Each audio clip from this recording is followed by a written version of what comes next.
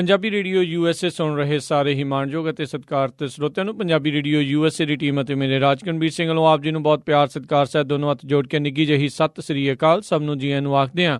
ਸੋ ਤੇ ਪ੍ਰੋਗਰਾਮ ਖਬਰ ਤੇ ਨਜ਼ਰ ਦੇ ਵਿੱਚ ਆਪ ਸਭ ਦਾ ਨਿੱਘਾ ਸਵਾਗਤ ਕਰਦੇ ਹਾਂ।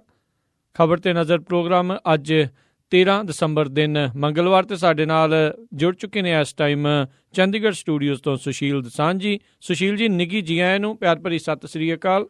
ਬਹੁਤ ਬਹੁਤ ਮਿਹਰਬਾਨੀ ਰਾਜਕਰਨ ਜੀ ਤੇ ਪੰਜਾਬੀ ਰੇਡੀਓ USA ਦੇ ਸਾਰੇ ਸਰੋਤਿਆਂ ਨੂੰ ਵੀ ਚੰਡੀਗੜ੍ਹ ਸਟੂਡੀਓ ਤੋਂ ਸੁਸ਼ੀਲ ਦਸਾਂਝ ਦੀ ਪਿਆਰ ਭਰੀ ਸਤਿ ਸ੍ਰੀ ਅਕਾਲ, ਆਦਾਬ ਤੇ ਨਮਸਕਾਰ। ਪਰ ਦੋਸਤੋ ਅਸੀਂ ਖਬਰ ਤੇ ਨਜ਼ਰ ਪ੍ਰੋਗਰਾਮ ਦੇ ਵਿੱਚ ਹਾਂ। ਕੁਝ ਬਹੁਤ ਜ਼ਰੂਰੀ ਗੱਲਾਂ ਬਾਤਾਂ ਤੁਹਾਡੇ ਨਾਲ ਖਬਰ ਤੇ ਨਜ਼ਰ ਪ੍ਰੋਗਰਾਮ ਦੇ ਵਿੱਚ ਸਾਂਝੀਆਂ ਕਰਾਂਗੇ। ਖਬਰਾਂ ਦੇ ਬੁਲੇਟਿਨ ਦੇ ਵਿੱਚ ਰੂਟੀਨ 'ਚ ਤੁਸੀਂ ਖਬਰਾਂ ਸੁਣਦੇ ਹੋ। ਖਬਰ ਤੇ ਨਜ਼ਰ ਪ੍ਰੋਗਰਾਮ ਦੇ ਵਿੱਚ ਸਾਡੀ ਕੋਸ਼ਿਸ਼ ਰਹਿੰਦੀ ਹੈ ਕਿ ਕੁਝ ਵਿਸਥਾਰ ਨਾਲ ਤੇ ਕੁਝ ਉਹ ਗੱਲਾਂ ਵੀ ਤੁਹਾਡੇ ਸਾਂਝੀਆਂ ਕਰੀਏ ਜਿਹੜੀਆਂ ਕਈ ਵਾਰ ਖਬਰਾਂ ਦੇ ਬੁਲੇਟਿਨ ਦੇ ਵਿੱਚ ਸਮੇਂ ਦੀ ਸੀਮਾ ਹੋਣ ਕਰਕੇ ਅਸੀਂ ਨਹੀਂ ਕਰ ਪਾਉਂਦੇ ਜੀ। ਸੋ ਗੱਲਬਾਤ ਸ਼ੁਰੂ ਕਰਦੇ ਹਾਂ। ਰਾਜਕਰਨ ਜੀ ਗੱਲਬਾਤ ਦਾ ਸਿਲਸਿਲਾ ਆਰੰਭ ਕਰਨਗੇ ਜੀ। ਸਾਡੇ ਅੱਜ ਦੇ ਇਸ ਪ੍ਰੋਗਰਾਮ ਖਬਰ ਤੇ ਨਜ਼ਰ ਉਸ ਨੂੰ ਸਪਾਂਸਰ ਕਰਦੇ ਨੇ ਖਾਲਸਾ ਇੰਸ਼ੋਰੈਂਸ ਏਜੰਸੀ ਵਾਲੇ, ਜਿਨ੍ਹਾਂ ਦੇ ਕੋਲੋਂ ਹਰ ਇੱਕ ਤਰੀਕੇ ਦੀ ਤੁਸੀਂ ਇੰਸ਼ੋਰੈਂਸ ਕਰਵਾ ਸਕਦੇ ਹੋ। ਇੰਸ਼ੋਰੈਂਸ ਬਾਰੇ ਪਤਾ ਕਰਨ ਲਈ ਕਾਲ ਕਰੋ 408-272-2500। ਇਸ ਦੇ ਨਾਲ ਗੁਰਦੀਪ ਸਿੰਘ ਵਿਰਦੀ ਕਲੋਵਿਸ ਤੋਂ, Ishanjit Singh Kaloti Yuba City, Satnam Singh Gill Selma, Jasvir Singh Joshan Mountain House, Talwinder Singh Pritam Singh Gill Bakersfield. ਇਹਨਾਂ ਸਾਰਿਆਂ ਦਾ ਬਹੁਤ ਬਹੁਤ ਧੰਨਵਾਦ। ਜੇਕਰ ਤੁਸੀਂ ਜਾਂ ਕੋਈ ਹੋਰ ਕਾਰੋਬਾਰ ਇਸ ਪ੍ਰੋਗਰਾਮ ਨੂੰ ਸਪਾਂਸਰ ਕਰਨਾ ਚਾਹੁੰਦੇ ਹੋ, ਸੰਪਰਕ ਕਰ ਸਕਦੇ ਹੋ 408-722-7698 ਦੇ ਉੱਤੇ। ਗੱਲਬਾਤ ਦਾ ਸਿਲਸਿਲਾ ਜੇ ਆਪਾਂ ਸੁਸ਼ੀਲ ਜੀ ਸ਼ੁਰੂ ਕਰੀਏ, ਆਮ ਆਦਮੀ ਪਾਰਟੀ ਨੂੰ ਕਹਿੰਦੇ ਜੀ ਜ਼ੋਰਦਾਰ ਝਟਕੇ ਲੱਗੇ ਆ। ਕਈ ਲੋਕ ਜਿਹੜੇ ਉਹਨਾਂ ਦੀ ਪਾਰਟੀ ਛੱਡ ਕੇ ਹੋਰ ਪਾਰਟੀਆਂ 'ਚ ਸ਼ਾਮਲ ਹੋਏ। ਦੇਖੋ ਇਹ ਸਿਲਸਿਲਾ ਅੱਜ ਹੋਣੀ ਬਣ ਚੁੱਕਾ ਹੈ ਭਾਰਤ ਦੀ ਪੋਲੀਟਿਕਸ ਦੀ ਜੀ। ਅੱਜ ਹੋਣੀ ਹੈ ਕਿ ਕਿਸੇ ਵੇਲੇ ਵੀ ਕੋਈ ਵੀ ਕਿਤੇ ਵੀ ਜਾ ਸਕਦਾ, ਆ ਸਕਦਾ ਹੈ। ਤੇ ਬਦਕਿਸਮਤੀ ਇਹ ਹੈ ਕਿ ਕਿਸੇ ਵੀ ਸਿਆਸੀ ਪਾਰਟੀ ਨੇ ਕਿਸੇ ਕਿਸਮ ਦਾ ਇਹਨਾਂ ਆਉਣ ਜਾਣ ਵਾਲਿਆਂ ਵਾਸਤੇ ਕੋਈ ਬੈਰੀਅਰ ਨਹੀਂ ਲਾਇਆ ਹੋਇਆ। ਸਭ ਤੋਂ ਵੱਡੀ ਮਿਸਾਲ ਸਾਡੇ ਸਾਹਮਣੇ ਹੰਸਰਾਜ ਹੰਸ ਦੀ ਹੈ। ਹੰਸਰਾਜ ਹੰਸ ਸ਼੍ਰੋਮਣੀ ਅਕਾਲੀ ਦਲ 'ਚ ਗਿਆ। ਫਿਰ ਜਦੋਂ ਦਿੱਕਤ ਆਈ ਤੇ ਇੱਕ ਵਾਰ ਤੁਹਾਨੂੰ ਯਾਦ ਹੋਣਾ, ਬਹੁਤ ਸਾਰੇ ਲੋਕਾਂ ਨੇ ਉਹ ਵੀਡੀਓ ਵੀ ਦੇਖੀ ਹੈ, ਪਾਕਿਸਤਾਨ ਜਦੋਂ ਗਿਆ ਸੀ ਤੇ ਉੱਥੇ ਇੱਕ ਇੰਟਰਵਿਊ ਦੇ ਵਿੱਚ ਉਹਨੇ ਏਦਾਂ ਦੀਆਂ ਗੱਲਾਂ ਕਹੀਆਂ ਕਿ ਮੈਂ ਤਾਂ ਜੀ ਫਕੀਰ ਬੰਦਾ, ਫਕੀਰਾਂ ਦਾ ਸਿਆਸਤ ਨਾਲ ਕੀ ਵਾਸਤਾ ਹੈ ਤੇ ਮੈਂ ਤੌਬਾ ਕਰ ਲਈ ਹੈ ਸਿਆਸਤ ਤੋਂ। ਬਾਦਲਾਂ ਦੇ ਖਿਲਾਫ ਵੀ ਬੋਲਿਆ। ਵਾਪਸ ਆ ਕੇ ਫਿਰ ਬਾਦਲਾਂ ਦੇ ਨਾਲ ਰਲ ਕੇ ਲੋਕ ਸਭਾ ਚੋਣਾਂ ਦੇ ਵਿੱਚ ਬੀਬੀ ਹਰਸਿਮਰਤ ਕੌਰ ਬਾਦਲ ਦਾ ਜਾ ਕੇ ਪ੍ਰਚਾਰ ਕੀਤਾ ਜੀ। ਅੱਛਾ, ਉਸ ਤੋਂ ਬਾਅਦ ਫਿਰ ਦਿੱਕਤ ਆਈ ਤੇ ਮੈਂ ਕੱਲ੍ਹ ਇੱਕ ਵੀਡੀਓ ਦੇਖ ਰਿਹਾ ਸੀ, ਕਿਸੇ ਫੰਕਸ਼ਨ 'ਚ ਗਾ ਰਿਹਾ ਸੀ, ਆਵਾਜ਼ਾਂ ਮਾਰੀਆਂ, ਬੁਲਾਇਆ ਕਈ ਵਾਰ, ਮੈਂ ਕਿਸੇ ਨੇ ਮੇਰੀ ਗੱਲ ਨਾ ਸੁਣੀ ਤੇ ਉਹ ਗਾਉਂਦਾ ਗਾਉਂਦਾ ਵਿੱਚ ਗੱਲਾਂ ਕਰਨ ਲੱਗ ਪਿਆ ਤੇ ਗੱਲਾਂ ਕਰਦਾ ਕਰਦਾ ਕਹਿਣ ਲੱਗ ਪਿਆ ਕਿ ਮੈਂ ਗੀਤ ਜਦੋਂ ਬਾਦਲਾਂ ਨੇ ਮੇਰੇ ਨਾਲ ਧੋਖਾ ਕੀਤਾ ਤੇ ਮੈਂ ਫਿਰ ਗੀਤ ਏਦਾਂ ਗਾਇਆ ਬਾਦਲਾਂ ਦੇ ਸਾਹਮਣੇ ਵੀ ਆਵਾਜ਼ਾਂ ਮਾਰੀਆਂ, ਬੁਲਾਇਆ ਕਈ ਵਾਰ, ਮੈਂ ਬਾਦਲਾਂ ਨੇ ਮੇਰੀ ਗੱਲ ਨਾ ਸੁਣੀ। ਇਹ ਹੰਸੋ ਦੀ ਕਹਿ ਰਹੇ ਸੀ। ਦੂਜੀ ਵਾਰ ਯਾਨੀ ਅਕਾਲੀ ਦਲ ਚੋਣ ਤੋਂ ਬਾਅਦ ਫਿਰ ਬਾਦਲਾਂ ਦੇ ਖਿਲਾਫ ਚੀਜ਼ਾਂ ਤੋਂ ਬੋਲਿਆ ਤੇ ਫਿਰ ਕਾਂਗਰਸ ਚਲੇ ਗਏ ਤੇ ਫਿਰ ਕੈਪਟਨ ਅਮਰਿੰਦਰ ਦਾ ਗੁਣਗਾਨ ਕੀਤਾ। ਉਹ ਹੁਣ ਇਹਦੀ ਵੀ ਵਿਆਖਿਆ ਨਹੀਂ ਕਰਦਾ। ਕੈਪਟਨ ਸਾਹਿਬ ਦਾ ਗੁਣਗਾਨ ਕਿੰਨਾ ਕੀਤਾ ਤੁਹਾਨੂੰ ਜ਼ਿਆਦਾ ਪਤਾ। ਫਿਰ ਜੋ ਹੋਇਆ ਉਹ ਵੀ ਤੁਹਾਨੂੰ ਪਤਾ, ਸਾਡੇ ਸਰੋਤਿਆਂ ਨੂੰ ਵੀ ਪਤਾ ਵੀ ਕਿਵੇਂ ਇੱਕ ਚੰਡੀਗੜ੍ਹ ਇੱਕ ਫੰਕਸ਼ਨ ਸੀ ਤੇ ਸਟੇਜ ਤੋਂ ਛਾਲ ਮਾਰਤੀ। ਕਾਂਗਰਸ ਪਾਰਟੀ ਦੀ ਜਿਹੜੀ ਲੀਡਰਸ਼ਿਪ ਹੈ ਉਹਨੂੰ ਇਹ ਕਹਿ ਕੇ ਇਹ ਤਾਂ ਦਲਿਤ ਵਿਰੋਧੀ ਲੀਡਰਸ਼ਿਪ ਹੈ ਤੇ ਪਤਾ ਹੀ ਨਹੀਂ ਲੱਗਾ ਕਿਹੜੇ ਵੇਲੇ ਭਾਰਤੀ ਜਨਤਾ ਪਾਰਟੀ ਚਲੇ ਗਏ। ਇਹ 10 ਮਹੀਨਿਆਂ ਦੇ ਵਿੱਚ ਸਾਰਾ ਕੁਝ ਹੋਇਆ। ਤੁਸੀਂ ਦੇਖ ਸਕਦੇ ਹੋ ਕਿਸੇ ਕਿਸਮ ਦਾ ਨਾ ਬੈਰੀਅਰ ਕਾਂਗਰਸ ਨੇ ਲਾਇਆ, ਨਾ ਅਕਾਲੀ ਦਲ ਨੇ ਲਾਇਆ ਤੇ ਨਾ ਹੀ BJP ਨੇ ਲਾਇਆ। ਅੱਜ ਫਿਰ BJP ਕਿਹਦੇ ਨਾਲ ਹੈ? ਪੰਜਾਬ 'ਚ ਅਕਾਲੀਆਂ ਦੇ ਨਾਲ। ਇਹਦਾ ਮਤਲਬ ਫਿਰ ਤੋਂ ਹੰਸ ਸਾਹਿਬ ਬਾਦਲਾਂ ਦੀ ਜੈ ਜੈਕਾਰ ਕਰਨਗੇ। ਇਹ ਸਾਡੀ ਪੋਲੀਟਿਕਸ ਦੀ ਹੋਣੀ ਹੈ। ਇਹ ਸਾਡੀ ਪੋਲੀਟਿਕਸ ਦੀ ਬਦਕਿਸਮਤੀ ਹੈ। ਇਹਦਾ ਕਾਰਨ ਇਹ ਹੈ ਵੀ ਲੋਕਾਂ ਦੇ ਜਿਹੜੀਆਂ ਪ੍ਰੋਬਲਮਸ ਹੈ ਜਾਂ ਲੋਕ ਪੱਖੀ ਜਿਹੜੀ ਰਾਜਨੀਤੀ ਹੈ ਉਹ ਵਿਦਾ ਹੋ ਚੁੱਕੀ ਹੈ, ਉਹ ਉੱਡ ਗਈ ਹੈ। ਸੋ ਆਮ ਆਦਮੀ ਪਾਰਟੀ 'ਚ ਵੀ ਜਿਹੜੇ ਲੋਕ ਆਏ ਸੀ ਬਹੁਤ ਸਾਰੇ, ਅਸੀਂ ਪਹਿਲੇ ਦਿਨ ਤੋਂ ਕਹਿੰਦੇ ਰਹੇ ਹਾਂ ਵੀ ਜਿਹੜੀ ਆਮ ਆਦਮੀ ਪਾਰਟੀ ਦੀ ਸਭ ਤੋਂ ਵੱਡੀ ਤਾਕਤ ਬਣਦੀ ਦਿਖਾਈ ਦੇ ਰਹੀ ਸੀ ਉਹ ਇਹ ਸੀ ਕਿ ਲੋਕ ਆਪ ਮੁਹਾਰੇ ਜੁੜ ਰਹੇ ਸੀ। ਤੁਹਾਡੇ ਨਾਲ ਆਪਣੇ ਸਟੂਡੀਓ ਦੇ ਵਿੱਚ ਬੈਠ ਕੇ ਵੀ ਜਿਹੜੀ ਇੰਟਰਵਿਊ ਤੁਸੀਂ ਮੇਰੇ ਨਾਲ ਕਰ ਰਹੇ ਸੀ, ਉੱਧਰ ਵੀ ਮੈਂ ਇਹ ਗੱਲ ਕਹੀ ਸੀ ਵੀ ਇਹ ਸਭ ਤੋਂ ਵੱਡੀ ਤਾਕਤ ਹੈ ਆਮ ਆਦਮੀ ਪਾਰਟੀ ਦੀ, ਲੋਕ ਆਪ ਮੁਹਾਰੇ ਜੁੜ ਰਹੇ ਸੀ। ਜੀ। ਪਰ ਮੈਂ ਨਾਲ ਦੀ ਨਾਲ ਇਹ ਕਿਹਾ ਸੀ ਉੱਥੇ ਵੀ, ਤੇ ਹੁਣ ਫੇਰ ਦੁਹਰਾਉਣਾ, ਤੇ ਜਿਹੜੀ ਇਹ ਗੱਲ ਪ੍ਰਮਾਣਿਤ ਹੁੰਦੀ ਹੈ ਕਿ ਇਹੀ ਇਹਦੀ ਸਭ ਤੋਂ ਵੱਡੀ ਕਮਜ਼ੋਰੀ ਹੈ। ਕਾਰਨ ਕੀ ਹੈ? ਕਾਰਨ ਕਿਉਂਕਿ ਬੈਰੀਅਰ ਨਹੀਂ ਹੈ। ਜਿਹੜਾ ਮਰਜ਼ੀ ਆ ਜਾਵੇ, ਠੀਕ ਹੈ, ਵੈਲਕਮ ਹੈ ਜੀ। ਕਿਸੇ ਕਿਸਮ ਦਾ ਕੋਈ ਸਕੈਨਿੰਗ ਹੈ ਨਹੀਂ, ਕਿਸੇ ਕਿਸਮ ਦੀ ਕੋਈ ਕਮਿਟਮੈਂਟ ਦਾ ਯਾਨੀ ਸ਼ਰਤ ਨਹੀਂ ਹੈਗੀ। ਜਿਹੜਾ ਆਉਂਦਾ ਉਹਨੂੰ ਲਈ ਜਾਓ। ਹੁਣ ਯਾਮਨੀ ਗੌਮਰ ਨੇ ਰਿਜ਼ਾਈਨ ਕੀਤਾ, ਜਿਹੜੀ ਲੋਕ ਸਭਾ ਦੀ ਸੀਟ ਲੜ ਚੁੱਕੀ ਹੈ ਜੀ, ਜਿਹੜੀ ਨੈਸ਼ਨਲ ਐਗਜ਼ੈਕਟਿਵ ਦੀ ਮੈਂਬਰ ਹੈ ਯਾਮਨੀ ਗੌਮਰ। ਫਿਰ ਉਹਨੇ ਰਿਜ਼ਾਈਨ ਕੀਤਾ, ਤੇ ਰਿਜ਼ਾਈਨ ਕਰਨ ਤੋਂ ਬਾਅਦ ਦੋਸ਼ ਇਹ ਲਾਏ ਵੀ ਇਹ ਤਾਂ ਦਲਿਤ ਵਿਰੋਧੀ ਪਾਰਟੀ ਹੈ, ਆਮ ਆਦਮੀ ਪਾਰਟੀ।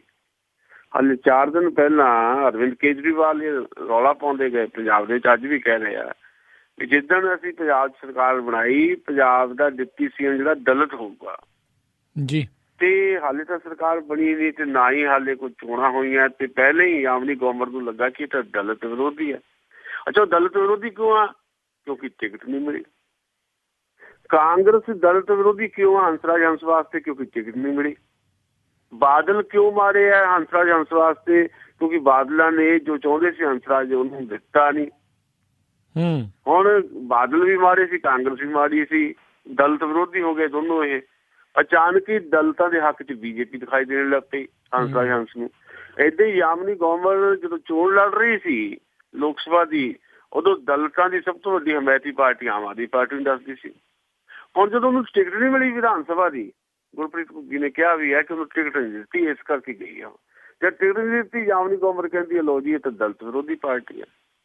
ਇਹਦੇ ਜੀਵਨ ਜੋਤ ਕੌਰ ਫਰੀਦਕੋਟ ਦੀ ਕਨਵੀਨਰ ਉਹਨੇ ਰਿਜ਼ਾਈਨ ਕਰਤਾ। ਉਹ ਕਹਿੰਦੀ ਮੈਂ ਤਾਂ ਆਜ਼ਾਦ ਚੋਣ ਲੜੂੰਗੀ ਕਿਉਂਕਿ ਟਿਕਟ ਨਹੀਂ ਮਿਲੀ ਪਾਈ ਜੀ। ਇੱਕ ਬਸ ਜਿਹੜਾ ਬੰਦਾ ਜਿਹੜਾ ਗਿਆ ਵਾਪਸ ਗਿਆ ਅਕਾਲੀ ਦਲ 'ਚ ਸ਼ਾਮਲ ਹੋ ਗਿਆ, ਬਾਠ, ਜਿਹਦੇ ਬਾਰੇ ਅਸੀਂ ਖਬਰਾਂ 'ਚ ਤੁਹਾਡੇ ਨਾਲ ਗੱਲ ਸਾਂਝੀ ਕੀਤੀ ਸੀ ਜੀ। ਬਾਠ ਜਿਹੜਾ ਕੈਪਟਨ ਬਲਵੀਰ ਬਾਠ ਹੈ, ਇਹ 3 ਵਾਰ MLA ਰਿਹਾ ਅਕਾਲੀਆਂ ਦਾ। ਇਹ ਅਸਲ 'ਚ ਵਾਪਸ ਅਕਾਲੀਆਂ 'ਚ ਗਿਆ। ਇਹਦਾ ਕਾਰਨ ਇਹ ਨਹੀਂ ਕਿ ਉਹ ਰੁੱਸ ਕੇ ਗਿਆ, ਉਹਨੂੰ ਅਸਲ ਦੇ ਵਿੱਚ ਉਹ ਰੁੱਸਿਆ ਸੀਗਾ ਅਕਾਲੀਆਂ ਤੇ ਬਾਦਲ ਸਾਹਿਬ ਦੇ ਘਰ ਜਾ ਕੇ ਮਨਾ ਲਿਆ। ਯਾਨੀ ਬਾਦਲ ਸਾਹਿਬ ਨੇ ਪਿਛਲੀ ਵਾਰ ਵੀ ਵਿਧਾਨ ਸਭਾ ਚੋਣਾਂ 'ਚ ਜਿਹੜੀ ਇੱਕ ਸਮਝਦਾਰੀ ਦਿਖਾਈ ਸੀ, ਖਾਸ ਤੌਰ ਤੇ ਬਾਗੀਆਂ ਨੂੰ ਮਨਾਉਣ 'ਚ, ਜਿਹਦੀ ਗੱਲ ਅਸੀਂ ਅੱਗੇ ਕੀਤੀ ਆ ਪਿਛਲੇ ਪ੍ਰੋਗਰਾਮਾਂ 'ਚ ਵੀ, ਕੈਪਟਨ ਤੇ ਬਾਦਲ 'ਚ ਫਰਕ ਇਹ ਹੈ ਕਿ ਕੈਪਟਨ ਅਮਰਿੰਦਰ ਜਿਹੜੇ ਹੈ ਉਹ ਬਾਗੀਆਂ ਨੂੰ ਮਨਾਉਣ ਦੀ ਥਾਂ ਤੇ ਦਬਕੇ ਮਾਰਦੇ ਰਹੇ, ਤੇ ਬਾਦਲਾਂ ਨੇ ਮਨਾਉਣਾ ਸ਼ੁਰੂ ਕਰ ਦਿੱਤਾ। ਪਰ ਸੁਖਬੀਰ ਬਾਦਲ ਥੋੜੇ ਵੱਖਰਾ ਲੈ ਰਹੇ ਸੀ ਸਟੈਂਡ। ਆਪਣੇ ਜਿਹੜੇ ਕੁਝ ਲੋਕ ਸੀ ਉਹਨਾਂ ਨੂੰ ਥੋੜੇ ਦਬਕੇ ਟਾਈਪ ਅੰਦਾਜ਼ 'ਚ ਮਿਲ ਰਹੇ ਸੀ। ਪਰ ਵੱਡੇ ਬਾਦਲ ਨੇ ਫਿਰ ਤੋਂ ਹੀ ਕੰਮ ਸ਼ੁਰੂ ਕਰਤਾ। ਜਿਹੜੇ ਬਾਗੀ ਹੈ ਉਹਨਾਂ ਦੇ ਘਰਾਂ 'ਚ ਜਾ ਕੇ ਮਨਾਉਣ ਲੱਗ ਪਏ। ਹੁਣ ਕੈਪਟਨ ਬਲਵੀਰ ਬਾਠ ਨੂੰ ਮਨਾਉਣ ਉਹਨਾਂ ਦੇ ਘਰ ਚੱਲ ਗਏ ਬਟਾਲੇ ਬਾਦਲ ਸਾਹਿਬ, ਤੇ ਉਹਨਾਂ ਨੂੰ ਕਿਹਾ ਕਿ ਤੁਸੀਂ ਆ ਜਾਓ, ਤੇ ਤੁਸੀਂ ਐ ਨਹੀਂ ਤੁਹਾਡਾ ਮਨ ਜਿਹੜਾ ਆ ਖਰਾਬ ਹੋ ਗਿਆ, ਤੇ ਅਸੀਂ ਮੰਨਦੇ ਹਾਂ ਸਾਡੀ ਗਲਤੀ ਹੈ। ਕਿਹਾ ਬਾਦਲਾਂ ਨੇ, ਖੁਦ ਬਾਦਲ ਸਾਹਿਬ ਨੇ ਕਿਹਾ ਕਿ ਇਹ ਅਸਲ 'ਚ ਕੈਪਟਨ ਬਲਵੀਰ ਬਾਠ ਜਿਹੜੇ ਗਏ ਸੀ ਨਾ ਅਕਾਲੀ ਦਲ ਨੂੰ ਛੱਡ ਕੇ, ਸਾਡੀ ਗਲਤੀ ਸੀ, ਸਾਡੀ ਗਲਤੀ ਕਰਕੇ ਗਏ, ਜਿਹੜੀ ਆਪਣੀ ਗਲਤੀ ਮੰਨ ਲਈ। ਇਹੀ ਬਾਦਲ ਸਾਹਿਬ ਦੀ ਜਿਹੜੀ ਕਾਬਲੀਅਤ ਹੈ ਵੀ ਬਾਦਲ ਸਾਹਿਬ ਜਿਹੜੇ ਹੈ ਮੌਕਾ ਸਾਂਭ ਲੈਂਦੇ। ਉਹਨੇ ਮੌਕਾ ਸਾਂਭ ਲਿਆ, ਬਲਵੀਰ ਸਿੰਘ ਬਾਠ ਨੂੰ ਮਨਾ ਲਿਆ ਉਹਨਾਂ ਦੇ ਘਰ ਜਾ ਕੇ, ਤੇ ਉਹਨੂੰ ਫੇਰ ਤੋਂ ਸ਼ਾਮਿਲ ਕਰ ਲਿਆ ਆਮ ਆਦਮੀ ਪਾਰਟੀ 'ਚ। ਬਾਕੀ ਜਿਹੜੇ ਆਮ ਆਦਮੀ ਪਾਰਟੀ 'ਚ ਲੋਕ ਜਾ ਰਹੇ ਆ ਉਹਦਾ ਕਾਰਨ ਸਿਰਫ ਇੱਕੋ ਹੀ ਹੈ ਵੀ ਉਹਨਾਂ ਨੂੰ ਟਿਕਟਾਂ ਨਹੀਂ ਮਿਲ ਰਹੀਆਂ ਜੀ। ਜਿਹੜੀ ਗੱਲ ਮੈਂ ਸ਼ੁਰੂ 'ਚ ਕਹੀ, ਕਿਸੇ ਵੀ ਪਾਰਟੀ ਦੇ ਕੋਲ ਕੋਈ ਬੈਰੀਅਰ ਨਹੀਂ, ਕੋਈ ਸਕੈਨਿੰਗ ਨਹੀਂ, ਕੋਈ ਕਮਿਟਮੈਂਟ ਨਹੀਂ, ਤੇ ਆਮ ਆਦਮੀ ਪਾਰਟੀ 'ਚ ਸ਼ਾਮਲ ਹੋਏ ਲੋਕ ਵੀ ਲਗਭਗ ਏਦਾਂ ਦੇ ਹੈ ਜਿਹਨਾਂ ਨੂੰ ਉਮੀਦ ਸੀ ਕਿ ਟਿਕਟ ਮਿਲੇਗੀ, ਟਿਕਟ ਮਿਲੀ ਨਹੀਂ, ਤੇ ਸਤਿ ਸ੍ਰੀ ਅਕਾਲ ਹੋ ਗਈ। ਆਹੀ ਗੱਲ ਹੈ, ਤੇ ਇਹ ਨੁਕਸਾਨ ਕਰੇਗਾ ਆਮ ਆਦਮੀ ਪਾਰਟੀ ਜੀ। ਅਗਲੀ ਆਪਾਂ ਜੇ ਸੁਸ਼ੀਲ ਜੀ ਗੱਲ ਕਰੀਏ ਵੀ ਆਮ ਆਦਮੀ ਪਾਰਟੀ ਦੇ ਜਿਹੜੇ ਕਾਫੀ ਬਾਗੀ ਆ, ਵੱਖ-ਵੱਖ ਧੜੇ ਵੀ ਬਣੇ। ਡਾਕਟਰ ਧਰਮਵੀਰ ਗਾਂਧੀ ਦੇ ਕਹਿ ਲਓ ਵੀ ਉਹਨਾਂ ਦੀ ਕਪਤਾਨੀ ਹੇਠ ਉਹ ਇੱਕ ਹਿਸਾਬ ਨਾਲ ਇਕੱਠੇ ਹੋਏ ਆ, ਜਿਹੜੇ ਆ ਛੋਟੇਪੁਰ ਹੁਣਾਂ ਨੂੰ ਛੱਡ ਕੇ ਉਹਨਾਂ ਨੇ ਕੁਛ ਕੁ ਟਿਕਟਾਂ ਵੀ ਜਿਹੜੀਆਂ ਲਾਉਂਦੀਆਂ ਨੇ। ਦੇਖੋ, ਡਾਕਟਰ ਧਰਮਵੀਰ ਗਾਂਧੀ ਟੈਕਨੀਕਲੀ ਤਾਂ ਲੀਡਰਸ਼ਿਪ ਹਾਸਲ ਨਹੀਂ ਕਰ ਸਕਦੇ ਕਿਸੇ ਵੀ ਪੋਲੀਟੀਕਲ ਪਾਰਟੀ ਦੀ, ਕਿਉਂਕਿ ਉਹ ਹਾਲੇ ਵੀ ਆਮ ਆਦਮੀ ਪਾਰਟੀ ਦੇ ਮੈਂਬਰ ਹੈ ਜੀ। ਤਕਨੀਕੀ ਤੌਰ ਦੇ ਉੱਤੇ ਉਹ ਸਸਪੈਂਡ ਹੈ, ਪਰ ਉਹਨਾਂ ਨੂੰ ਬਰਖਾਸਤ ਨਹੀਂ ਕੀਤਾ, ਯਾਨੀ ਕੱਢਿਆ ਨਹੀਂ ਗਿਆ, ਡਿਸਮਿਸ ਨਹੀਂ ਕੀਤਾ ਗਿਆ ਪਾਰਟੀ ਤੋਂ। ਇਸੇ ਕਰਕੇ ਉਹ ਆਮ ਆਦਮੀ ਪਾਰਟੀ ਦੇ ਹੀ ਲੋਕ ਸਭਾ ਦੇ ਮੈਂਬਰ ਜਿਹੜੇ ਆ ਉਹਦੇ ਤੌਰ ਦੇ ਉੱਤੇ ਕੰਸੀਡਰ ਕੀਤੇ ਜਾਂਦੇ ਆ। ਹਾਂ, ਉਹਨਾਂ ਨੇ ਇੱਕ ਫਰੰਟ ਬਣਾ ਲਿਆ, ਪੰਜਾਬ ਫਰੰਟ, ਤੇ ਜਿਹੜੀ ਤਾਜ਼ਾ ਜਾਣਕਾਰੀ ਅਸੀਂ ਸਰੋਤਿਆਂ ਨੂੰ ਸਾਂਝੀ ਕਰਨੀ ਉਹ ਇਹੀ ਹੈ ਵੀ ਉਹਨਾਂ ਨੇ ਫਰੰਟ ਜਿਹੜਾ ਬਣਾਇਆ ਉਹਦੇ 'ਚ ਜਿੰਨੇ ਵੀ ਬਾਗੀ ਵਲੰਟੀਅਰਸ ਹੈਗੇ ਆ, ਉਹ ਵੀ ਨਾਲ ਲੈ ਲਏ ਆ। ਜਿੱਦਾਂ ਪ੍ਰੋਫੈਸਰ ਮਨਜੀਤ ਸਿੰਘ ਹੋਰਾਂ ਨੇ ਇੱਕ ਵੱਖਰੀ ਪਾਰਟੀ ਬਣਾ ਲਈ ਸੀ, ਉਹ ਵੀ ਨਾਲ ਲੈ ਲਈ ਹੈ ਜੀ। ਸਿਰਫ ਸੁੱਚਾ ਸਿੰਘ ਛੋਟੇਪੁਰ ਨਹੀਂ ਆ ਸਕੇ ਉਹਨਾਂ ਦੇ ਨਾਲ। ਸੋ ਸੁੱਚਾ ਸਿੰਘ ਛੋਟੇਪੁਰ ਬਾਰੇ ਉਹਨਾਂ ਨੇ ਕਿਹਾ ਵੀ ਦੇਖੋ ਹਾਲੇ ਵੀ ਸਾਡੇ ਦਰਵਾਜ਼ੇ ਖੁੱਲ੍ਹੇ ਹੈ, ਜੇ ਆਉਣਾ ਚਾਹੁਣ ਤੇ ਅਸੀਂ ਸਾਰੇ ਇਕੱਠੇ ਹੋ ਕੇ ਚੋਣ ਲੜਾਂਗੇ। ਤੇ ਸੁੱਚਾ ਸਿੰਘ ਛੋਟੇਪੁਰ ਵੱਲੋਂ ਕਿਸੇ ਕਿਸਮ ਦਾ ਕੋਈ ਸੰਕੇਤ ਵੀ ਨਹੀਂ ਆਇਆ ਹਾਲੇ। ਉਹਨਾਂ ਨੇ ਆਪਣਾ ਇੱਕ ਨੁਮਾਇੰਦਾ ਤਾਂ ਪਿਛਲੀ ਮੀਟਿੰਗ 'ਚ ਭੇਜਿਆ ਸੀ, ਪਰ ਉਸ ਤੋਂ ਬਾਅਦ ਕਿਸੇ ਕਿਸਮ ਦੀ ਐਕਟੀਵਿਟੀ ਇਸ ਲੈਵਲ ਤੇ ਕਿ ਬਾਗੀ ਜਿਹੜੇ ਆਮ ਆਦਮੀ ਪਾਰਟੀ ਦੇ ਇੱਕ ਸਾਂਝੇ ਫਰੰਟ 'ਚ ਆਉਣ, ਇੱਦਾਂ ਦੀ ਕੋਈ ਐਕਟੀਵਿਟੀ ਉਹਨਾਂ ਨੂੰ ਦਿਖਾਈ ਨਹੀਂ। ਹੁਣ ਸੁੱਚਾ ਸਿੰਘ ਛੋਟੇਪੁਰ ਨੂੰ ਛੱਡ ਕੇ ਬਾਕੀ ਇਕੱਠੇ ਹੋ ਗਏ ਆ ਤੇ ਇਹਨਾਂ ਨੇ 15 ਦੇ ਕਰੀਬ ਕੈਂਡੀਡੇਟਸ ਜਿਹੜੇ ਆ ਐਲਾਨ ਦਿੱਤੇ ਆ। ਤੇ ਕਿਆ ਇਹ ਆ ਵੀ ਕੈਪਟਨ ਅਮਰਿੰਦਰ ਸਿੰਘ ਹੋਵੇ ਤੇ ਚਾਹੇ ਸਰਦਾਰ ਪ੍ਰਕਾਸ਼ ਸਿੰਘ ਬਾਦਲ ਹੋਵੇ ਜੀ, ਇਹ ਸਾਰੇ ਇੱਕੋ ਹੀ ਤਰ੍ਹਾਂ ਸੋਚਦੇ ਆ। ਇਹਨਾਂ ਦੀਆਂ ਪਾਰਟੀਆਂ ਵੱਖਰੀਆਂ ਵੱਖਰੀਆਂ ਤੇ ਇਹਦੇ ਵਿੱਚ ਹੀ ਉਹਨਾਂ ਨੇ ਆਮ ਆਦਮੀ ਪਾਰਟੀ ਵੀ ਸ਼ਾਮਲ ਕਰਤੀ। ਅਰਵਿੰਦ ਕੇਜਰੀਵਾਲ ਤੇ ਬਹੁਤਾ ਹਮਲਾ ਕਰ ਰਿਹਾ। ਉਹ ਕਹਿ ਰਿਹਾ ਕਿ ਅਰਵਿੰਦ ਕੇਜਰੀਵਾਲ ਜਿਹੜੇ ਹੈ ਉਹ ਪੰਜਾਬ ਦੇ ਵਿੱਚ ਜਿਹੜਾ ਜਿਸ ਤਰ੍ਹਾਂ ਉਹ ਮੂਵ ਕਰ ਰਹੇ ਆ, ਉਹਦੇ ਤੋਂ ਲੱਗਦਾ ਹੈ ਕਿ ਸਿਰਫ ਤੇ ਸਿਰਫ ਅਰਵਿੰਦ ਕੇਜਰੀਵਾਲ ਆਪਣੇ ਆਪ ਨੂੰ ਪੰਜਾਬ ਸਥਾਪਿਤ ਕਰਨਾ ਚਾਹੁੰਦੇ ਆ। ਟੇਢੀ ਢੰਗ ਨਾਲ ਉਹਨਾਂ ਦਾ ਕਹਿਣਾ ਇਹ ਹੈ ਕਿ ਅਰਵਿੰਦ ਕੇਜਰੀਵਾਲ ਹੀ ਪੰਜਾਬ ਦੇ CM ਦੇ ਕੈਂਡੀਡੇਟ ਹੈ ਆਮ ਆਦਮੀ ਪਾਰਟੀ ਵੱਲੋਂ। ਤੇ ਇਹ ਕਹਿਤਾ ਉਹਨਾਂ ਨੇ ਕਿ ਅਸੀਂ ਜਿੱਥੇ ਵੀ ਆਮ ਆਦਮੀ ਪਾਰਟੀ ਦੇ ਕੋਈ ਦਾਗੀ ਉਮੀਦਵਾਰ ਹੋਣਗੇ ਉੱਥੇ ਜ਼ਰੂਰ ਕੈਂਡੀਡੇਟ ਖੜੇ ਕਰਾਂਗੇ। ਇਸ ਕਰਕੇ ਪਟਿਆਲੇ ਤੋਂ ਵੀ, ਨਾਭੇ ਤੋਂ ਵੀ ਕੁਝ ਕੈਂਡੀਡੇਟ ਦਿੱਤੇ ਆ, ਬਟਾਲੇ ਤੋਂ ਵੀ ਦਿੱਤੇ, ਗੁਰਦਾਸਪੁਰ ਤੋਂ ਵੀ ਦਿੱਤੇ, ਹਾਲੇ 15 ਬਾਕੀ ਹੋਰ ਦੇਣਗੇ। ਇਕੱਲੇ ਕੈਂਡੀਡੇਟ ਦਾ ਨਾਮ ਮੈਂ ਤੁਹਾਡੇ ਨਾਲ ਸਾਂਝਾ ਨਹੀਂ ਕਰਦਾ, ਉਹ ਖਬਰਾਂ 'ਚ ਤੁਸੀਂ ਸੁਣ ਹੀ ਲਿਆ।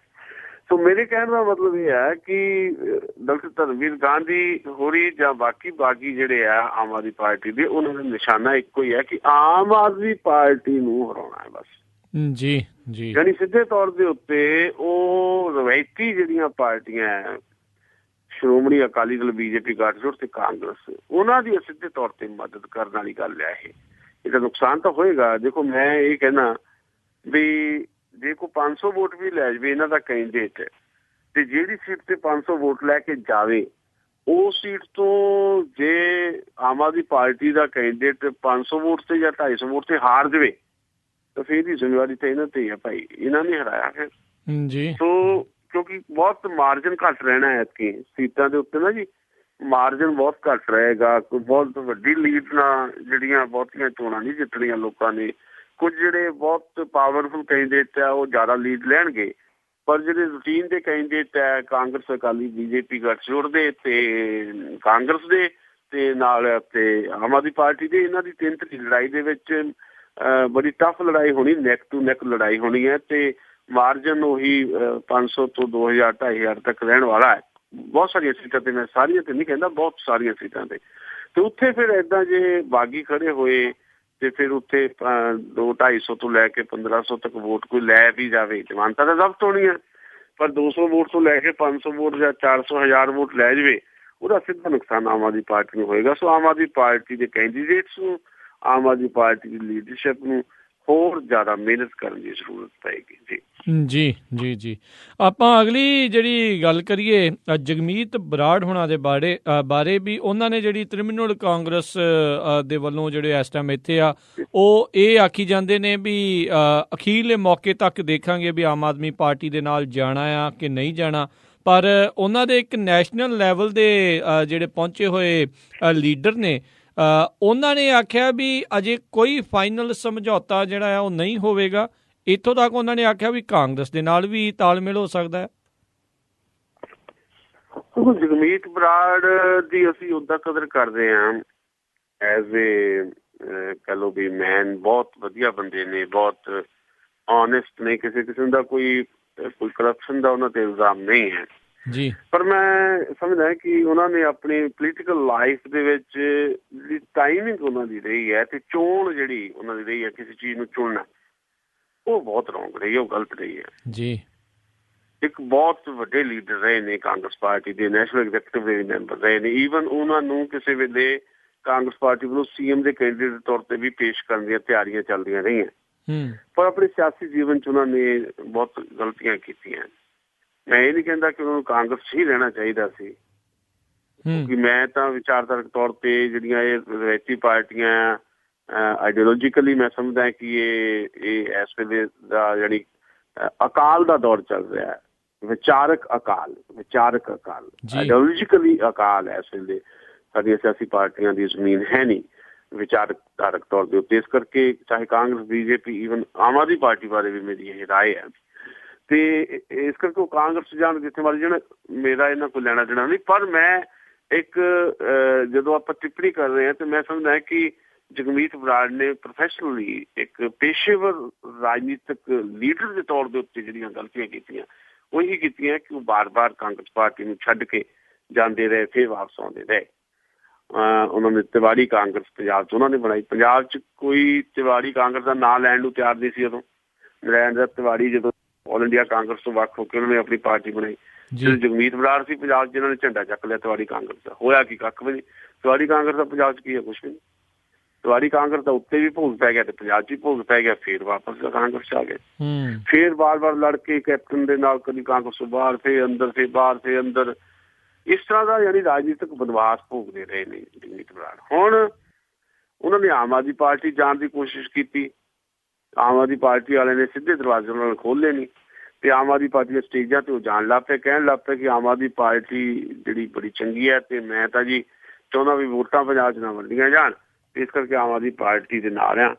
ਪਰ ਨਾਲ ਦੀ ਨਾਲ ਇਹ ਗੱਲ ਰੱਖਤੀ ਕਿ ਮੇਰੇ ਧੜੇ ਨੂੰ 10 ਤੋਂ 15 ਸੀਟਾਂ ਦਿਓ ਜੀ। ਹੁਣ ਉਹਨਾਂ ਨੇ ਤਾਂ ਆਮ ਆਦਮੀ ਪਾਰਟੀ ਨੇ ਤਾਂ ਬੈਂਸ ਭਰਾਵਾਂ ਦੀ ਜਿਹੜੀ ਜਿਹਦਾ ਕੋਈ ਅਸਲ ਜਨ ਆਧਾਰ ਵੀ ਹੈ, ਜਿਨ੍ਹਾਂ ਨੇ ਸਾਬਤ ਕੀਤਾ 2 ਦਿਨ ਪਹਿਲਾਂ ਲੁਧਿਆਣੇ 'ਚ ਬਹੁਤ ਵੱਡਾ ਇਕੱਠ ਕੀਤਾ, ਅਰਵਿੰਦ ਕੇਜਰੀਵਾਲ ਉੱਥੇ ਗਿਆ ਸੀ, ਉਹਨਾਂ ਨੂੰ ਵੀ 5-6 ਸੀਟਾਂ ਤੋਂ ਜ਼ਿਆਦਾ ਨਹੀਂ ਦਿੱਤੀਆਂ ਤੇ ਇਕੱਲੇ ਜਗਮੀਤ ਬਰਾੜ ਨੂੰ 10-12 ਸੀਟਾਂ ਕਿੱਦਾਂ ਦੇ ਦੇਣ? ਉਹਨਾਂ ਨੇ ਘਾਹ ਨਹੀਂ ਪਾਇਆ। ਕੱਲ ਜਗਮੀਤ ਬਰਾੜ ਉਹਦੀ ਕਹਿੰਦੇ ਵੀ ਭਾਈ ਮੈਂ ਤਾਂ ਆਖਰੀ ਟਾਈਮ ਤੱਕ ਡਿੱਕੂਗਾ, ਕਾਗਜ਼ ਵਾਪਸੀ ਤੱਕ ਵੀ ਸ਼ਾਇਦ ਆਮ ਆਦਮੀ ਪਾਰਟੀ ਨਾਲ ਸਮਝੌਤਾ ਸਾਡਾ ਸਿਰੇ ਚੜ੍ਹ ਜੇ। ਤ੍ਰਿਣਮੂਲ ਕਾਂਗਰਸ ਬਣਾ ਲਈ ਪੰਜਾਬ 'ਚ, ਜਿਹਦਾ ਤਿਵਾੜੀ ਕਾਂਗਰਸ ਬਣਾਈ ਸੀ। ਇਹਦੇ ਪੰਜਾਬ 'ਚ ਤ੍ਰਿਣਮੂਲ ਕਾਂਗਰਸ ਦਾ ਕੀ, ਉਹ ਬੰਗਾਲ ਦੀ ਬੀਬੀ ਮਮਤਾ ਬੈਨਰਜੀ ਦੀ ਪਾਰਟੀ ਹੈ। ਬੰਗਾਲ ਤੋਂ ਬਾਅਦ ਕਿਤੇ ਵੀ ਹੈ ਨਹੀਂ ਉਹ। ਚਲੋ ਬਣਾ ਲਈ ਇੱਕ ਪਾਰਟੀ ਦਾ ਨਾਂ ਹੋ ਗਿਆ ਜੀ, ਦੇਖੋ ਜੀ ਤ੍ਰਿਣਮੂਲ ਕਾਂਗਰਸ ਪਾਰਟੀ ਹੈ ਤੇ ਉਹਦੇ ਪੰਜਾਬ ਦੇ ਪ੍ਰੈਜ਼ੀਡੈਂਟ ਜਿਹੜੇ ਹੈ ਜਗਮੀਤ ਬਰਾੜ ਹੈ ਜੀ। ਖੈਰ ਇਹ ਸਾਰਾ ਕੁਝ ਹੋਇਆ। ਕੱਲ ਇਹ ਕਹਿ ਰਹੇ ਸੀ ਜਗਮੀਤ ਬਰਾੜ ਵੀ ਮੈਂ ਆਖਰੀ ਸਮੇਂ ਤੱਕ ਉਡੀਕੂਗਾ। ਨਾਲ ਉਹਨੇ ਦੱਸਿਆ ਸੀ ਮੁਕੁਲ ਰਾਏ ਆਉਣਗੇ, national vice president Trinamool Congress ਦੇ, ਤੇ ਆਗੇ ਆ ਕੇ ਉਹਨਾਂ ਨੇ ਇਹ ਕਹਿਤਾ ਵੀ ਭਾਈ ਤ੍ਰਿਣਮੂਲ ਕਾਂਗਰਸ ਦਾ ਕੋਈ ਕਹਿੰਦਾ ਹਾਲੇ ਸਪਸ਼ਟ ਨਹੀਂ ਆ ਵੀ ਅਸੀਂ ਕਿਹਦੇ ਨਾਲ ਜਾਣਾ। ਆਮ ਆਦਮੀ ਪਾਰਟੀ ਨਾਲ ਵੀ ਸਾਡਾ ਗੱਠਜੋੜ ਹੋ ਸਕਦਾ ਤੇ ਕਾਂਗਰਸ ਨਾਲ ਵੀ ਹੋ ਸਕਦਾ, ਕਿਉਂਕਿ ਨੋਟਬੰਦੀ ਦੇ ਇਸ਼ੂ ਤੇ ਕਾਂਗਰਸ ਸਾਡੇ ਨਾਲ ਹੈ। ਇਹ ਗੱਲ ਕਹੀ ਉਹਨਾਂ ਨੇ ਕਿਹਾ ਵੀ ਅਸੀਂ ਦੇਖੋ ਜੀ ਬੰਗਾਲ ਸਾਡੀ ਲੜਾਈ CPM ਦੇ ਨਾਲ ਹੈ, ਪਰ ਨੋਟਬੰਦੀ ਦੇ ਇਸ਼ੂ ਤੇ ਪਾਰਲੀਮੈਂਟ 'ਚ ਅਸੀਂ ਤਾਂ ਉਹਨਾਂ ਤੋਂ ਵੀ ਹਮਾਇਤ ਲਈ ਹੈ ਤੇ ਇੱਥੇ ਕਾਂਗਰਸ ਨਾਲ ਵੀ ਸਾਡੀ ਸਾਂਝ ਹੈਗੀ ਹੈ ਨੈਸ਼ਨਲ ਲੈਵਲ ਤੇ। ਸੋ ਕਾਂਗਰਸ ਨਾਲ ਵੀ ਸਮਝੌਤਾ ਹੋ ਸਕਦਾ ਪੰਜਾਬ 'ਚ। ਇਹ ਕਹਿ ਕੇ ਮੁਕੁਲ ਰਾਏ ਨੇ, ਭਾਵੇਂ ਇਹ ਕਹਿ ਕੇ ਮੁਕੁਲ ਰਾਏ ਨੇ ਕੋਸ਼ਿਸ਼ ਤਾਂ ਇਹੀ ਕੀਤੀ ਹੈ ਕਿ ਨੈਗੋਸੀਏਸ਼ਨ ਜਿਹੜੀ ਆਮ ਆਦਮੀ ਪਾਰਟੀ ਨਾਲ, ਉਹਦੇ ਲਈ ਇੱਕ ਰਸਤਾ ਬਣੇ ਤੇ ਪ੍ਰੈਸ਼ਰ ਬਣੇ ਆਮ ਆਦਮੀ ਪਾਰਟੀ ਤੇ ਵੀ ਭਾਈ ਜਗਮੀਤ ਬਰਾੜ ਨੂੰ ਨਾ ਛੱਡੀਏ, ਨਹੀਂ ਤਾਂ ਉਹ ਕਾਂਗਰਸ ਨਾਲ ਫੇਰ ਜਾ ਸਕਦਾ ਜੀ। ਇਹ ਇੱਕ ਪ੍ਰੈਸ਼ਰ ਟੈਕ ਦੱਸਿਆ ਉਹਨਾਂ ਦਾ। ਪਰ ਆਮ ਆਦਮੀ ਪਾਰਟੀ ਹੁਣ ਦੇਖੇਗੀ ਵੀ ਜਿਹੜੀਆਂ ਉਹਨੂੰ ਸੱਟਾਂ ਵੱਜ ਰਹੀਆਂ, ਜਾਮਨੀ ਗੋਮਰ ਚੱਲ ਗਈ, ਜੀਵਨ ਜੋਤ ਚੱਲ ਗਈ, ਬਲਵੀਰ ਬਾਰ ਚੱਲ ਗਏ ਵਗੈਰਾ ਵਗੈਰਾ, ਵੀ ਕੀ ਉਹਨੇ ਹੁਣ ਲੈਣਾ ਜਗਮੀਤ ਬਰਾੜ ਨੂੰ? ਪਰ ਜੇ ਜਗਮੀਤ ਬਰਾੜ ਨੂੰ ਲੈਣਾ ਇੱਕ ਭਾਈਵਾਲ ਦੇ ਤੌਰ ਤੇ ਫਿਰ ਉਹਨੂੰ ਘੱਟੋ ਘੱਟ 2-3 ਸੀਟਾਂ ਤੇ ਦੇਣੀਆਂ ਪੈਣੀਆਂ। ਉਹ ਤਾਂ 10-12 ਮੰਗਦੇ ਆ ਤੇ 2 ਸੀਟਾਂ ਦੇਣ ਦੀ ਗੁੰਜਾਇਸ਼ ਹੁਣ ਆਮ ਆਦਮੀ ਪਾਰਟੀ ਕੋਲ ਹੈ। ਆਮ ਆਦਮੀ ਪਾਰਟੀ ਨੇ ਤਾਂ ਆਪਣੇ 4 ਉਮੀਦਵਾਰ ਪਹਿਲਾਂ ਵਾਪਸ ਲੈ ਰਹੇ, 102 ਉਮੀਦਵਾਰ ਐਲਾਨ ਦਿੱਤੇ ਆ, ਉਮੀਦਵਾਰ ਤਾਂ ਥੋੜੇ ਰਹਿ ਗਏ, ਸੀਟਾਂ ਥੋੜੀਆਂ ਰਹਿ ਗਈਆਂ ਜੀ। ਇਸ ਕਰਕੇ ਥੋੜੀ ਦਿੱਕਤ ਰਹੇਗੀ ਤੇ ਜਗਮੀਤ ਬਰਾੜ ਦਾ ਕੁਝ ਨਹੀਂ ਬਣਨ ਵਾਲਾ, ਕਿਉਂਕਿ ਜਗਮੀਤ ਬਰਾੜ ਨੇ ਕਾਂਗਰਸ ਤੋਂ ਬਾਹਰ ਜਾ ਕੇ ਕੈਪਟਨ ਅਮਰਿੰਦਰ ਦੇ ਖਿਲਾਫ ਮੋਰਚਾ ਲਗਾਤਾਰ ਖੋਲਿਆ ਕਿ ਕੈਪਟਨ ਅਮਰਿੰਦਰ ਹੁਣ ਉਹਨੂੰ ਬਰਦਾਸ਼ਤ ਵੀ ਉਸ ਰੂਪ 'ਚ ਨਹੀਂ ਕਰਨਗੇ। ਹਾਂ ਉੱਪਰਲੇ ਲੈਵਲ ਤੇ ਸੋਨੀਆ ਗਾਂਧੀ ਨਾਲ ਮਮਤਾ ਬੈਨਰਜੀ ਕਰ ਲਵੇ ਵੀ ਭਾਈ ਜਗਮੀਤ ਬਰਾੜ ਇਕੱਲੇ ਨੂੰ ਜਾਂ 2 ਸੀਟਾਂ ਹੀ ਦੇ ਦਿਓ, ਅਸੀਂ ਵਾਪਸ ਆ ਜਾਂਦੇ ਹਾਂ, ਤੇ ਸ਼ਾਇਦ ਕੋਈ ਮਾੜੀ ਮੋਟੀ ਗੱਲ ਬਣ ਵੀ ਜਾਵੇ। ਪਰ ਕੈਪਟਨ ਅਮਰਿੰਦਰ ਲਈ ਇਹ ਥੋੜਾ ਮੁਸ਼ਕਿਲ ਰਹੇਗਾ। ਜਗਮੀਤ ਬਰਾੜ ਨੇ, ਜਿੱਦਾਂ ਮੈਂ ਸ਼ੁਰੂ 'ਚ ਕਿਹਾ, ਕਿ ਆਪਣੀ ਟਾਈਮਿੰਗ ਤੇ ਆਪਣੀਆਂ ਸਿਆਸੀ ਗਲਤੀਆਂ ਕਰਕੇ ਇੱਕ ਸਿਆਣੇ ਰਾਜਨੀਤਿਕ ਲੀਡਰ ਹੋਣ ਦਾ ਪ੍ਰਮਾਣ ਨਹੀਂ ਦਿੱਤਾ, ਸਗੋਂ ਹਰ ਵਾਰ ਗਲਤੀਆਂ ਕਰਕੇ ਇੱਕ ਇਮਾਨਦਾਰ ਹੋਣ ਦੇ ਬਾਵਜੂਦ ਵੀ ਨੁਕਸਾਨ ਹੀ ਉਠਾਇਆ ਜਗਮੀਤ ਬਰਾੜ ਨੇ। ਹਾਲ ਫਿਲਹਾਲ ਉਹ ਇਸੇ ਦੁਬਿਧਾ 'ਚ ਹੈ, ਇਸੇ ਸਥਿਤੀ 'ਚ ਹੈ, ਲਟਕਵੀਂ ਕਿਸਮ ਦੀ ਸਥਿਤੀ 'ਚ ਹੈ। ਤ੍ਰਿਸ਼ੰਕੂ ਬਣੇ ਹੋਏ ਨੇ, ਨਾ ਪੈਰ ਜ਼ਮੀਨ ਤੇ ਨੇ ਨਾ ਪੂਰੀ ਤਰ੍ਹਾਂ ਅਸਮਾਨ ਚੁੱਟ ਰਹੇ ਨੇ। ਜੀ ਜੀ ਜੀ। ਅਤੇ ਸੁਸ਼ੀਲ ਜੀ, ਜੇ ਆਪਾਂ ਅਗਲੀ ਗੱਲ ਕਰੀਏ, ਅਕਾਲੀਆਂ ਨੇ ਵੀ ਜਿਹੜੀਆਂ ਕੁਝ ਸੀਟਾਂ ਦਾ ਐਲਾਨ ਕਰਤਾ, ਉਮੀਦਵਾਰਾਂ ਦਾ ਐਲਾਨ ਕਰਤਾ। ਆਮ ਆਦਮੀ ਪਾਰਟੀ ਨੇ ਤਕਰੀਬਨ 100 ਦੇ ਜਿਹੜੇ ਉਮੀਦਵਾਰਾਂ ਦਾ ਐਲਾਨ ਕਰਤਾ। ਕਾਂਗਰਸ ਜਿਹੜੀ ਆ ਅਜੇ ਵੀ ਚਿੱਤੀ 'ਚ ਆ, ਕਾਫੀ ਚਿਰ ਹੋ ਗਿਆ, ਹੁਣ ਆਉਂਦੀ ਆ, ਅਗਲੇ ਵੀਕ ਆ ਜਾਣੀ ਆ, ਅਗਲੇ ਹਫਤੇ ਆ ਜਾਣੀ ਆ। ਉਹੀ ਗੱਲ ਚੱਲ ਰਹੀ ਆ ਜੋ 2012 ਦੇ ਵਿੱਚ ਦੇਖੀ ਗਈ ਸੀ। ਉਸ ਤੋਂ ਬਾਅਦ 'ਚ ਬਾਗੀ ਇੰਨੇ ਪੈਦਾ ਹੋਏ ਵੀ ਇਹ ਉਹਨਾਂ ਨੂੰ ਬਿਠਾ ਨਹੀਂ ਸਕੇ। ਸਮੱਸਿਆ ਐਸੀ ਹੋਈ ਵੀ ਇਹ ਚੋਣਾਂ ਹਾਰ ਗਏ। ਇਸ ਵਾਰ ਵੀ ਉਸੇ ਵੱਲ ਪਾਸੇ ਨੂੰ ਜਾਂਦੇ ਨਜ਼ਰ ਆ ਰਹੇ ਆ। ਬਹੁਤ ਮਾੜੀ ਸਥਿਤੀ ਹੈ ਕਾਂਗਰਸ ਦੀ। ਕਾਂਗਰਸ ਦਾ ਨੁਕਸਾਨ ਪਿਛਲੀ ਵਾਰੀ ਇਸੇ ਕਰਕੇ ਹੋਇਆ ਸੀ ਜਿੱਦਾਂ ਤੁਸੀਂ ਥੋੜਾ ਵਿਸਥਾਰ ਦਿੱਤਾ ਹੈ। ਹੁਣ ਵੀ ਇਹੀ ਹੈ।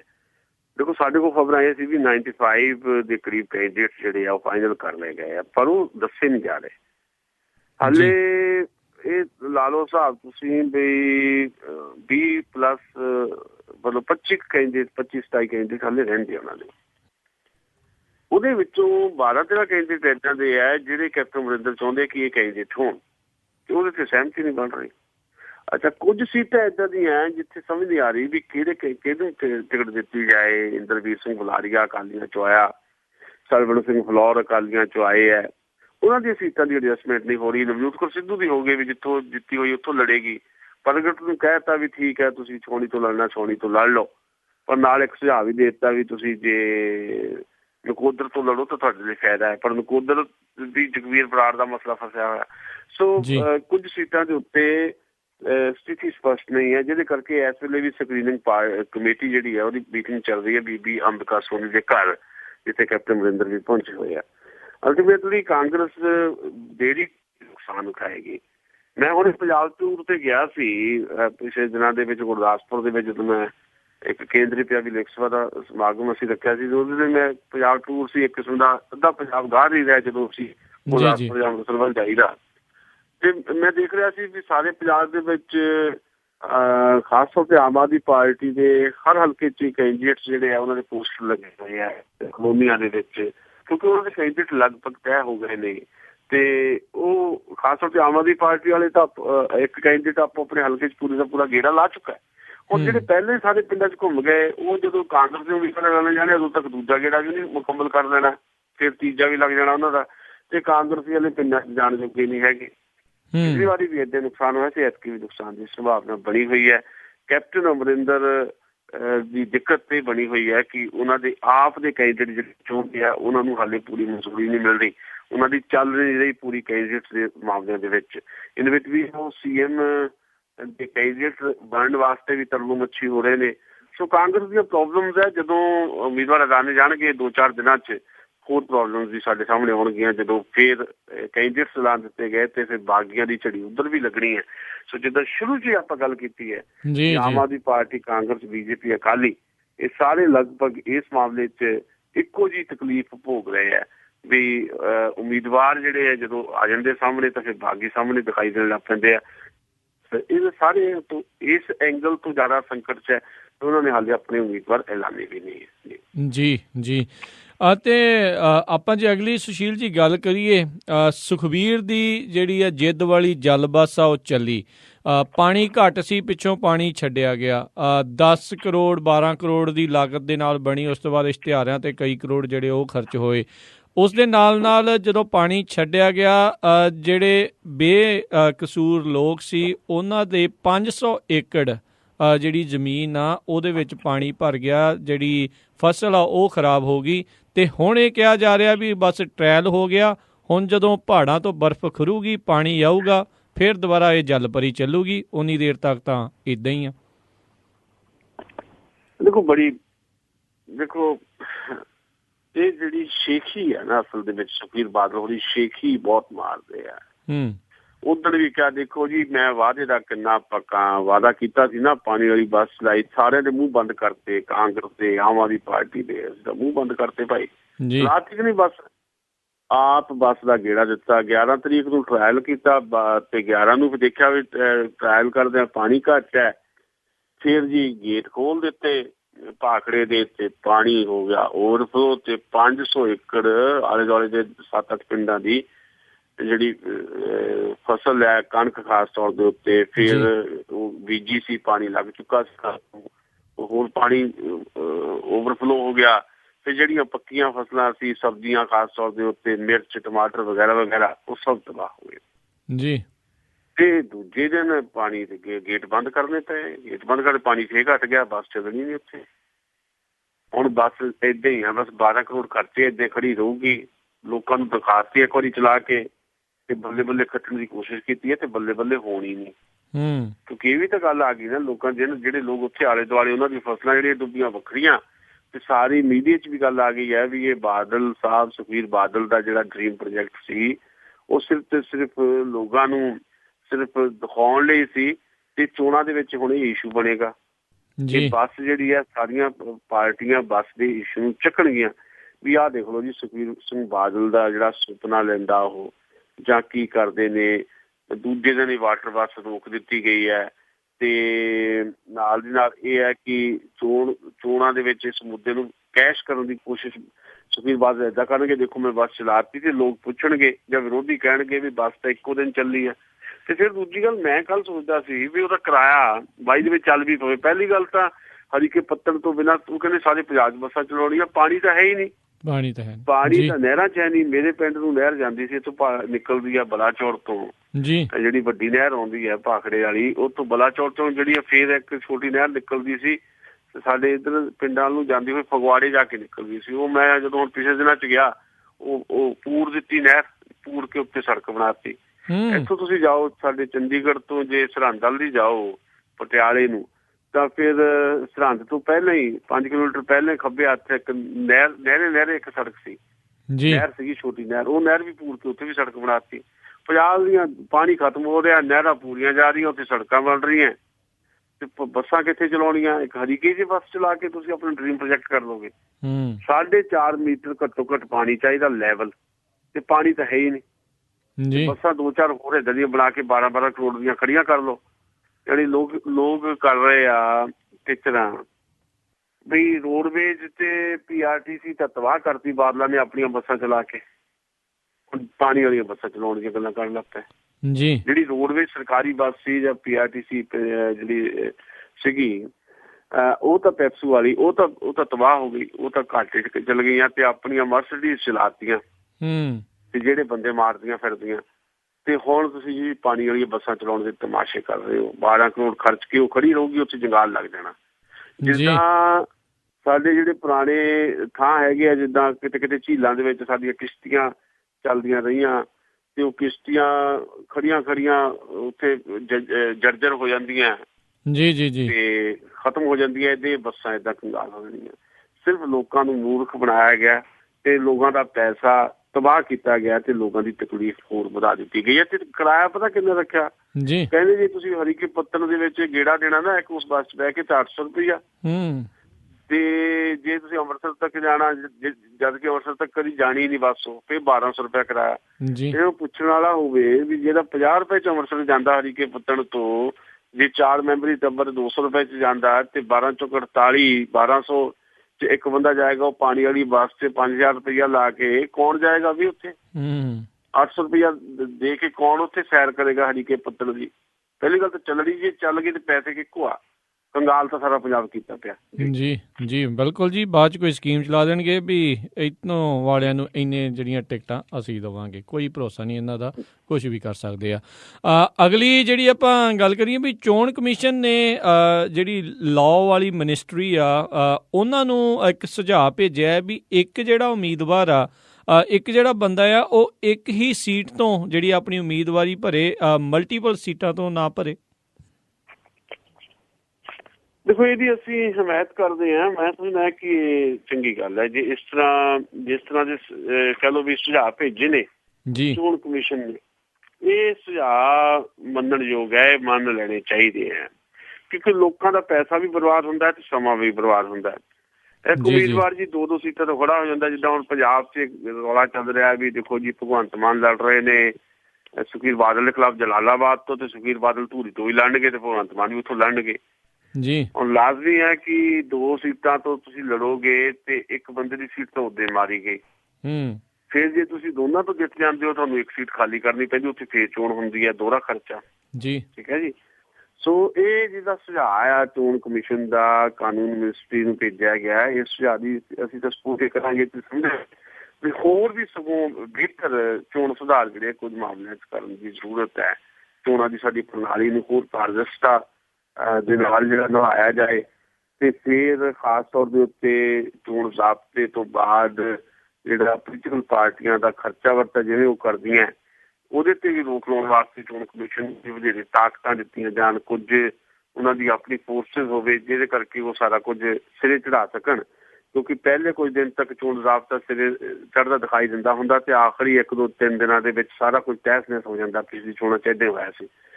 ਸੋ ਚੋਣ ਕਮਿਸ਼ਨ ਵੱਲੋਂ ਜਿਹੜੀਆਂ ਕੁਝ ਸਿਫਾਰਸ਼ਾਂ ਇਸ ਕਿਸਮ ਦੀਆਂ ਕੀਤੀਆਂ ਗਈਆਂ ਵੀ ਇੱਕ ਉਮੀਦਵਾਰ ਇੱਕੋ ਸੀਟ ਤੋਂ ਚੋਣ ਲੜੇ, ਇਹ ਮੰਨਣਯੋਗ ਹੈ ਤੇ ਹੋਮ ਜਿਹੜੀ ਸਾਡੀ ਕਾਨੂੰਨ ਮੰਤਰਾਲਾ ਉਹਨੂੰ ਇਹ ਜਿਹੜੀ ਸਿਫਾਰਿਸ਼ ਹੈ ਉਹਨੂੰ ਮੰਨ ਲੈਣਾ ਚਾਹੀਦਾ ਤੇ ਸਗੋਂ ਹੋਰ ਜ਼ਿਆਦਾ ਚੋਣ ਸੁਧਾਰ ਕਰਨ ਲਈ ਅੱਗੇ ਵਧਣਾ ਚਾਹੀਦਾ।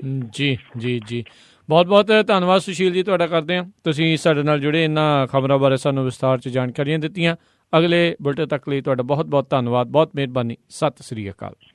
ਸ਼ੁਕਰੀਆ। ਤੇ ਸਰੋਤਿਓ, ਇੱਥੇ ਹੀ ਸਾਡਾ ਅੱਜ ਦਾ ਇਹ ਪ੍ਰੋਗਰਾਮ ਖਬਰ ਤੇ ਨਜ਼ਰ ਉਹ ਵੀ ਹੁਣ ਸਮਾਪਤ ਹੁੰਦਾ। ਹੁਣ ਮੈਨੂੰ ਰਾਜਕਨਵੀਰ ਸਿੰਘ ਨੂੰ ਵੀ ਇਜਾਜ਼ਤ ਦਿਓ। ਮੇਰੇ ਵੱਲੋਂ ਵੀ ਆਪ ਸਭ ਨੂੰ ਬਹੁਤ ਪਿਆਰ ਸਤਿਕਾਰ ਸਹਿਤ ਦੋਨੋਂ ਹੱਥ ਜੋੜ ਕੇ ਨਿੱਘੀ ਜਿਹੀ ਸਤਿ ਸ੍ਰੀ ਅਕਾਲ। ਯੂਨੀਵਰਸਿਟੀ ਰਹੋ, ਹੱਸਦੇ ਖੇਲਦੇ ਰਹੋ ਤੇ ਸੁਣਦੇ ਰਹੋ ਪੰਜਾਬੀ ਰੇਡੀਓ USA।